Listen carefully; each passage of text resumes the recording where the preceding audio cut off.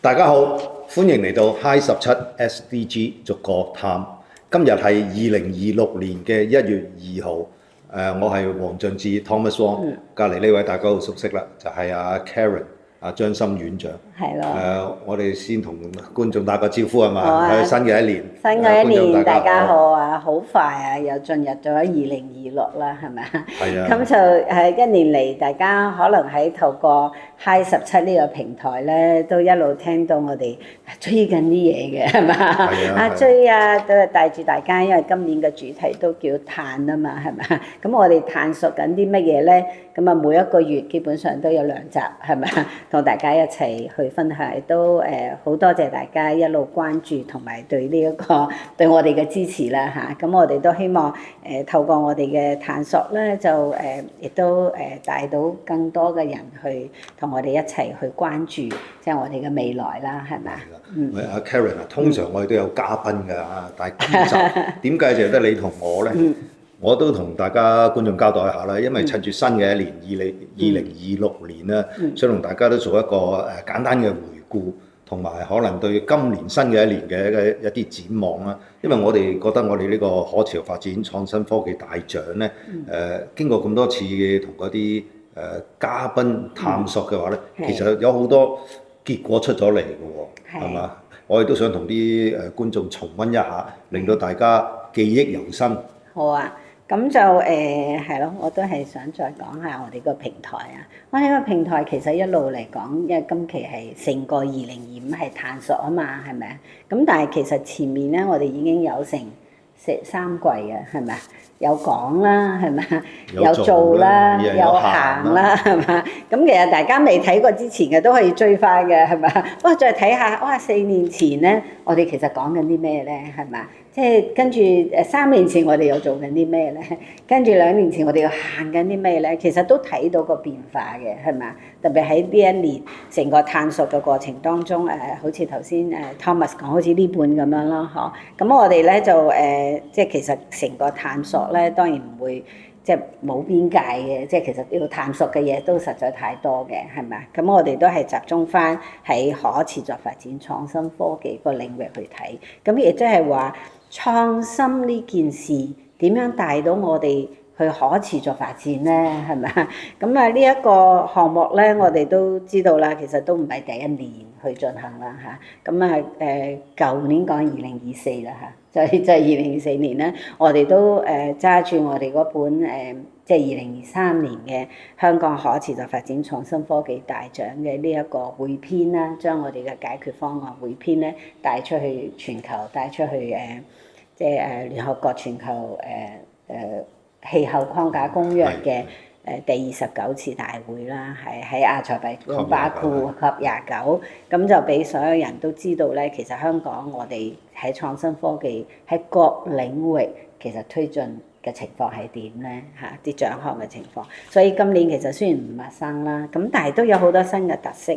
成個活動當然我哋係創新科技署嘅支持啦，咁我哋都希望探索喺14-5嘅規劃裏邊啦，同埋香港創新科技發展藍圖底下，我哋香港希望作為一個國際創新科技中心，可以貢獻可持續發展一啲乜嘢嘅力量咧？咁成個活動第一支，我相信我哋可能好多觀眾聽眾都去過現場啊，當時其實都連續2日嘅。咁我哋有一啲論壇啦，有頒獎典禮啦，有展覽，亦都有我哋各自企業嘅分享會，咁亦都希望咧，我哋香港嘅創新可以吸引到個國家啦、個行業人士咧對香港呢一個創新科技發展嘅認識，因為我哋都吸納緊好多創新科技同埋創新科技人才啊嘛，係嘛？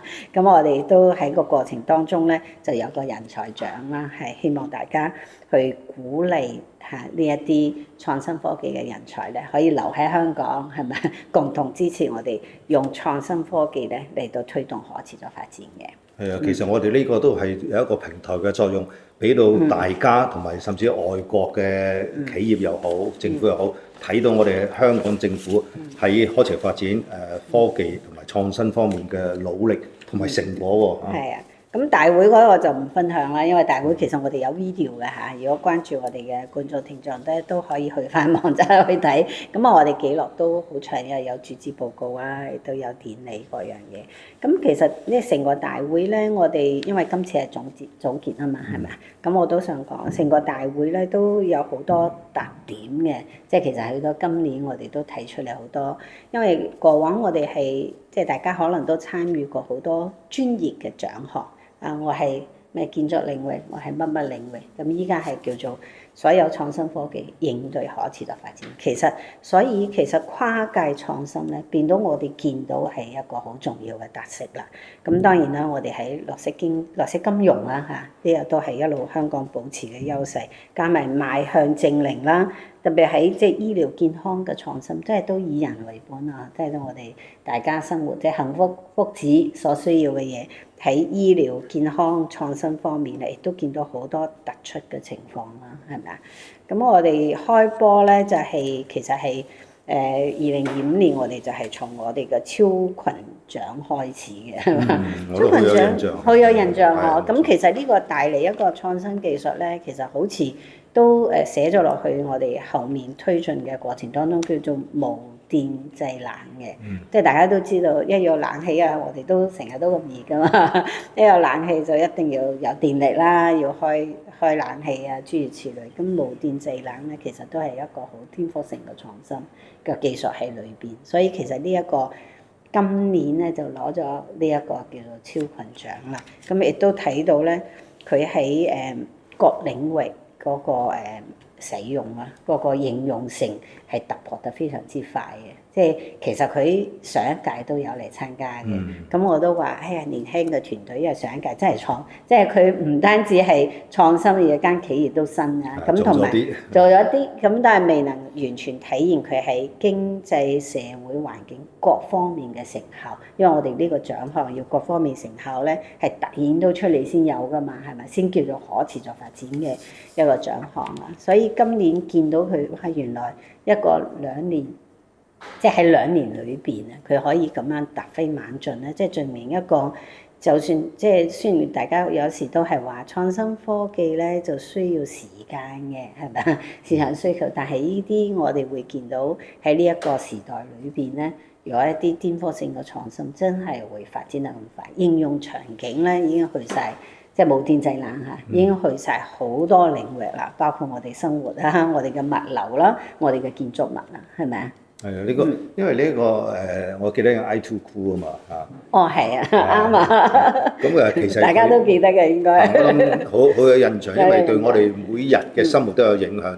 同埋我哋介紹咗出嚟之後咧，其實我身邊好多朋友都同我提起呢一個科技創新，認為真係好有啟發，亦都真係改變緊我哋個生活模式同埋嗰個社會上面嘅我哋嗰個碳排放，所以我覺得我哋呢個平台都真係可以同大家好多嘢可以交流嘅。咁啊，仲有啲乜嘢 Karen 咧比較有印象嘅咧？印象啊，好深刻啦！你講跨界咧，即係譬如我哋傳統嘅大嘅地產企業啦，其實依家關注佢今次攞獎咧，係攞生態啊，攞呢一方面嘅關注海洋保育啊，關注海洋保育，所以個跨界嘅情況好明顯，特別一啲大機構其實已經去翻另外譬如一啲大型嘅即係會展企業都係上市公司，咁但係就關注咗我哋嘅成個員工嘅教育平台，反而喺教育層面去攞到呢一個獎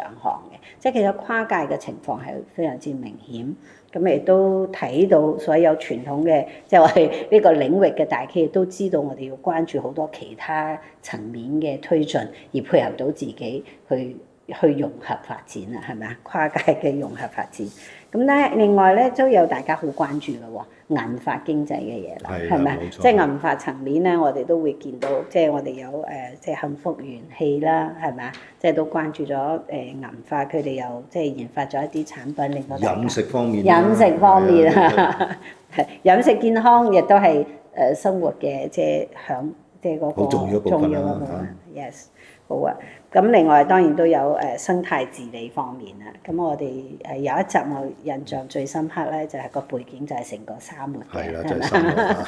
喺沙漠裏邊，當然我哋嘅創新企業雖然個源頭啦嚇研發，因為我哋本身個獎項係for成個喺香港為核心嘅企業，但係嗰個技術咧佢就即係用翻喺個沙漠嗰度啦，喺翻當地，咁令到佢咧都可以透過呢一個治理咧個過程咧，令到佢亦都可以有產生一啲產業。我好似記得係銀耳係咪？雪耳定銀耳係啦，即係透過呢一個治理，咁同埋佢係講緊咧，即係唔需要年年去處理嘅，即係令到佢可以可持續嘅，亦都見到一啲產業嘅發展啦，係啦。喂 Karen 啊，我哋都其實訪問咗好多個呢啲企業啦。其實我哋做咁多嘢喺呢個創新科技嗰度咧，其實我哋最終嘅目的就係將一個更美好嘅世界留俾下一代啊嘛。所以下一代即係我哋年青人啊嘛。其實我哋今次我哋對啲年青人，我哋都俾咗好多，俾咗個平台佢哋喎，係嘛？尤其是講到 Model UNESCO 嗰度，我自己出席嗰陣時，我自己嘅感覺就係乜嘢咧？我哋以為我哋俾緊個平台嘅年青人。其實係啲年青人倒轉頭展示俾我哋睇到，佢哋可以為呢個地球做啲乜嘢。有陣時佢哋嘅諗法咧，反而激發到其他企業又好，啲人才又好，嗰個發展同埋科研個方向。係。而且我哋不單止俾機會俾平台佢哋，其實好似我哋仲安排咗我哋香港政府啲官員同佢哋接觸喎。係啊，嗱，我哋Model UNESCO 啦，即係其實係講緊模擬聯合國教科文組織大會嘅。咁我哋每一期都有啲主旨，而今年即係講2025個年度咧，我哋都係用緊Smart and Sustainable City 嘅，係啦。咁所以喺呢一個回應當中咧，因為即係城市當然大家生活同埋學習嘅地方啦，咁佢哋都做咗一個青年嘅展望，而呢個青年展望咧，我哋亦都俾咗我哋房屋局嘅副局長，因為當初咧係佢嚟做嘅 keynote speech 啊，即係帶領大家話啊，其實我哋喺城市實踐當中咧，大家嚟到香港參會啊嘛，你知個國家嘅小朋友，咁我哋嘅城市實踐當中咧，我哋會帶俾大家一個點樣嘅幸福社區咧，係嘛？即係呢個係我哋依家關注嘅主旨啦，又包括我哋科技點樣去進行，用科技嘅方法去進行古蹟嘅保育啦，咁亦都希望透過呢一個會議，我哋見到係即係都有叫做連接世界，係咪？智慧嘅智，自創未來嘅，係啦。OK，咁所以其實都睇到青年人嗰個副局長都好認真俾咗回信啦嚇。咁我都將青年嘅展望咧，我就寫咗封信俾局長啊。展望裏邊咧，就係我自己嘅關注都有好多位係其實值得我哋，好似正如頭先你講，值得我哋大家嘅即係去關注嘅，包括業界，包括我哋依家成人世界嚇，即係我哋應該去關注佢哋嘅諗法。咁就所以局長亦都好認真回咗封信啦，係啦。咁所以大家個參與唔單止喺呢啲活動當中啦，喺 Hi17我哋每一集都有青年人嘅參與嘅，係咪啊？咁我其實咁諗啊 Karen， 因為今日就係2026年嘅第2日啦，真係第一日嘅工作日啦。咁如果我哋回顧翻2025年咧，其實最突出，譬如我個人覺得最突出嘅就係一個不確定因素，因為樣樣嘢都不確定嘅。如果好似我哋做生意嘅，就都唔知可唔可以有啲貨按 order 咁寄出去咧，會唔會有啲咩貿易嘅限制咧？就算喺生活上面，因為個好多地方唔同嘅戰爭又好啊，就算出門有陣時想話散下心，都要睇好多嘢啦。有陣時呢個地方又有因為氣候變化，又有啲咩災情氣候變化又有災情啦，有陣時政治上面又唔可以去啦。因為戰爭啦，所以2025年對我個人嚟講最突出嘅就係不確定性。但係其實我哋而家做緊呢個可持續發展同埋創新科技咧，對呢個不確定性咧，其實係可以喺入邊幫助我哋找尋到啲確定性嘅喎，令到我哋自己嗰個生活同埋令到我哋自己嗰個思維都會比較舒服一啲喎。係，因為你講開不確定性咧，我都諗住大家應該都睇過呢一集我哋 UN80個回顧啊，係咪啊？UN80嗰度因為講緊全球嘅情況啊嘛，咁確實係咁樣啦。咁但係亦都見到大家其實都係積極應對嘅，即係唔論係各界啦嚇，從政府一路到我哋嘅商家，即係 UN Global Compact 啦，即係呼籲所有企業共同參與呢一個可持續發展目標嘅推進，都見到大家係積極向前推進嘅。因為特別講緊咧，我哋一路講可持續發展咧，即係其實係一個即係數字嘅革命啦，係咪啊？即係我哋需要量化，因為好多不確定性就係哇太多嘅資訊，太多嘅信息，我哋點樣知道係點咧？做啲錯誤信息添錯誤信息係啦，咁同埋即係冇一個好確定嘅即係數據咧，我哋依家都好難拿實啦，係咪啊？到底我哋嘅即係譬如個 priority 係點咧？我哋點乜嘢係應該去優先考量咧？因為問題就各個領域、各個層面都顯現到出嚟嘅，係咪啊？我哋點樣去做？咁我都喺嗰度都當時都分享咧。譬如 UNESCO，我哋一路講緊我哋嘅4大挑戰嘅。咁呢個挑戰咧，即係唔係講緊一年帶嚟嘅，即係應該係一路都會帶嚟嘅，係啦。咁譬如我哋依家講緊氣候變化會帶嚟嘅挑戰啦。數字化轉型要帶嚟嘅挑戰啦，另外就係我哋嗰個政治個情況啦嚇，咁咪都係好清晰嘅不確定性。咁跟住再有就係我哋嘅錯誤信息泛濫。咁喺呢啲咁樣嘅大背景底下，我哋點樣要去認清自己同埋好拿實自己啊，可以去持續推進咧，因為每一個人都好有信心、好放心持續推進咧，我哋嘅業務啦、我哋嘅企業、我哋嘅機構、我哋嘅社會先可以好穩健咁樣向前行嘅，係咪啊？其實你聽講嗰4樣之中咧，有3樣係直接同我哋嗰個科技啊掛上鈎啦，係嘛？氣候變化啦，解決氣候變化啦，應對氣候變化咧，都係科技會有好大嘅貢獻啦嚇，咁嗰個數字化嗰度更加唔使講啦，根本就係同科技係孖生兄弟啦，係嘛？到你最後嗰個錯誤信息又係啦，錯誤信息嘅話就係啲科技嘅一個負面啲嘅作用嚇，但係其實我哋要解決佢又係靠科技去解決佢咯，咁所以你聽講幾樣嘢都係同我哋呢個今次我哋呢個逐個探入邊個探索就完全係叫做對得上號啊，有關係。所以始終最終都係講緊我哋每一個人係咪啊？我哋每一個人都要考慮自己嘅可持續發展，即係我哋對社會嘅可持續發展，即係自己都要先做到可持續發展。所以亦都見到咧各種專業領域咧，除咗我哋一路講緊，我哋其實從2017年係咪啊？即係2017年就開始叫要可持續發展規劃呢一個方法去推進可持續發展未來嘅嘢，係咪？一定要清楚，一定要系統性嘅思維去應對，係咪啊？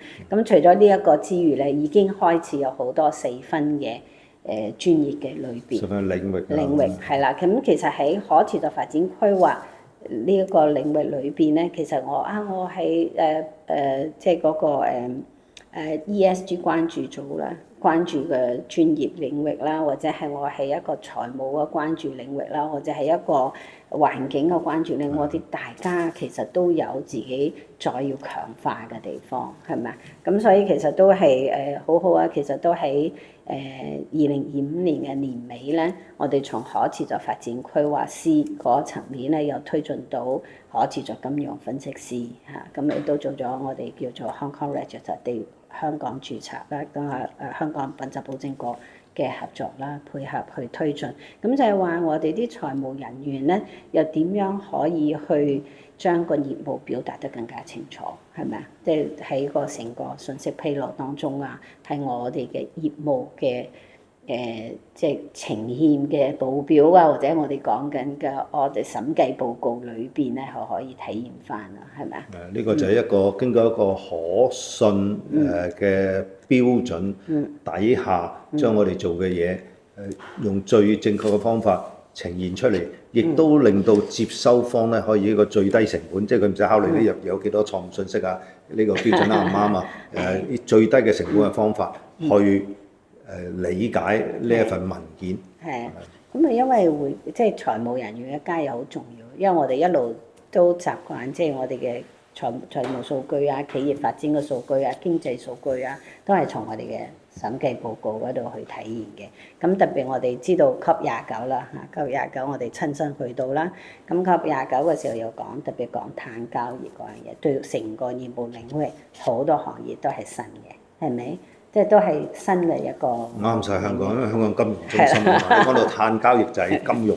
咁啊啱晒香港。咁啊一有交易就要會計，你要記錄㗎嘛，係嘛？呢個係必不可少嘅嘢嚟嘅。咁所以其實呢一個一路嘅探索咧，我都希望即係香港啦，我哋即係依家係2026年嘅1月份啦，都可以跟隨我哋頭先係講，我哋成個項目都係跟進14-5啦嚇，依家已經做緊15-5嘅規劃啦，係嘛？咁誒開國係啦，開國之年啊，又要開始知道15-5嘅推進啦。我相信更加多嘅創新科技咧，喺新一個年度咧，大家更加期待咧係落實到自己啊點樣喺生活中用緊啊？點樣喺我嘅業務當中係用緊啊？譬如即係講緊零碳嗰樣嘢，如果我嘅零碳園區咧已經提供咗一啲基礎嘅設施嘅服務啊，設施服務唔單止係硬件嘅咯喎，連裏邊嘅數據都可能提供埋嘅。咁我再嚟嘅時候，我要去應對各種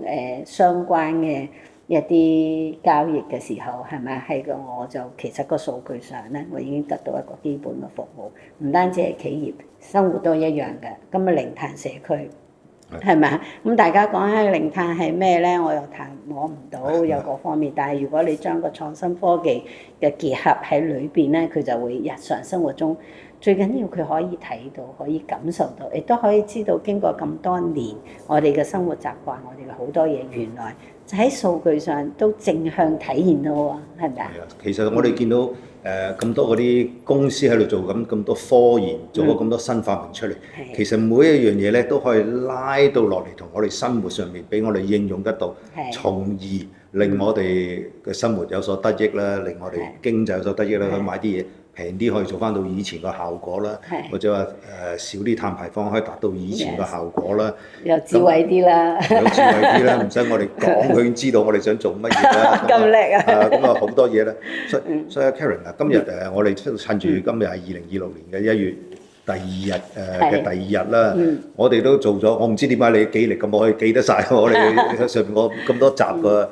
嗰啲嘉賓啊，同埋佢做嘅嘢啦。不過你同我哋做咗一個好好嘅回顧，就同我哋個今次嘅題目就係逐個探，就真係好有關係。因為我哋今次就係探索啊嘛，探索我哋就俾我哋可以思考，思考就達到科研，科研就其實下一度落嚟咧，其實我哋都要有啲展望喎，係咪？2026年，你有咩展望咧？對我哋 High17？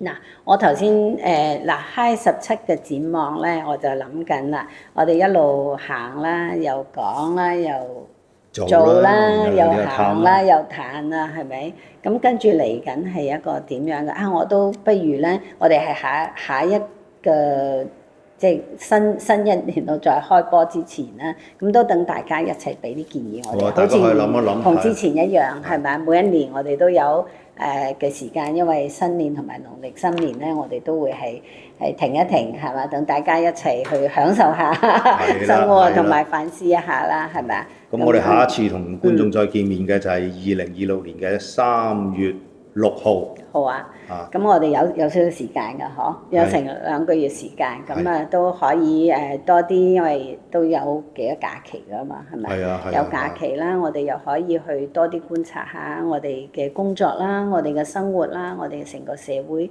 係咪都同以前都有啲嘅變化，係咪？咁啊喺個變化當中咧，會有啲乜嘢係即係我哋好期待，即係成個我哋講緊推動可持續發展目標嘅核心。都係希望帶嚟幸福生活啊嘛，係咪？係啦，咁我哋就一齊期待，大家留言啦，好唔好啊？好啊，大家同埋如果有時間可以翻轉頭睇，你覺得有興趣，我哋提過嗰啲集數咧，有啲你未睇過嘅話咧，可以翻轉頭再睇一睇翻。